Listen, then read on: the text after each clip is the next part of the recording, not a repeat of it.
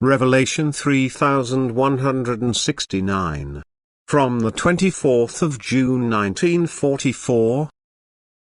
Early departure, last grace. Unnumbered souls pass over into the spiritual kingdom in an immature state at their demise, and their fate is therefore not very enviable.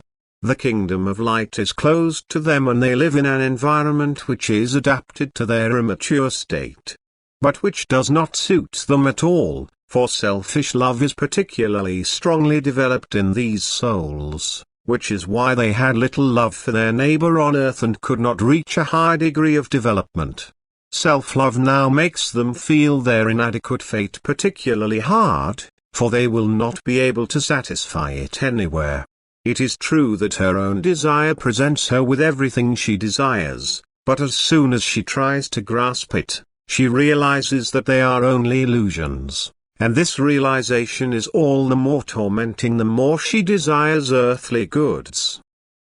She has not yet overcome matter in earthly life and takes the desire for it with her into the beyond, and consequently she does not feel the need to distribute and make the souls who share her fate happy, because on earth she had little compassion for the suffering and worries of her fellow human beings.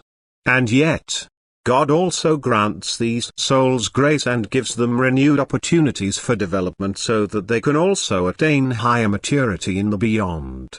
For due to their inclination towards earth, which is characteristic of all immature souls, they still predominantly stay close to earth and can now see the destructions carried out by human hands. They recognize the worthlessness of earthly goods from it, they see the earthly hardship on earth and can even feel prompted by it to express their will to help. And thus earthly hardship contributes to a change in the thinking of individual souls, and they overcome self-love and now stand at the beginning of their higher development in the beyond.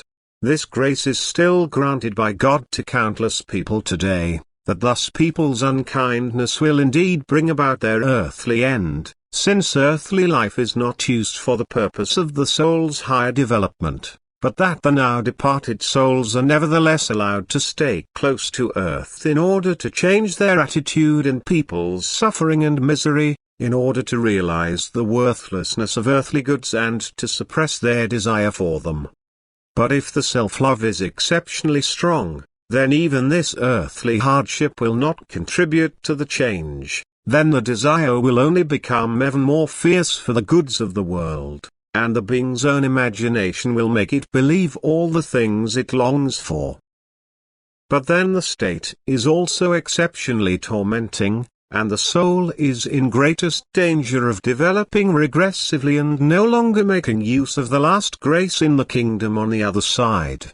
This danger is great, and yet the passing away before the last end is still a grace for such immature souls, for then there is no longer the possibility to mature in the beyond despite a low degree of maturity.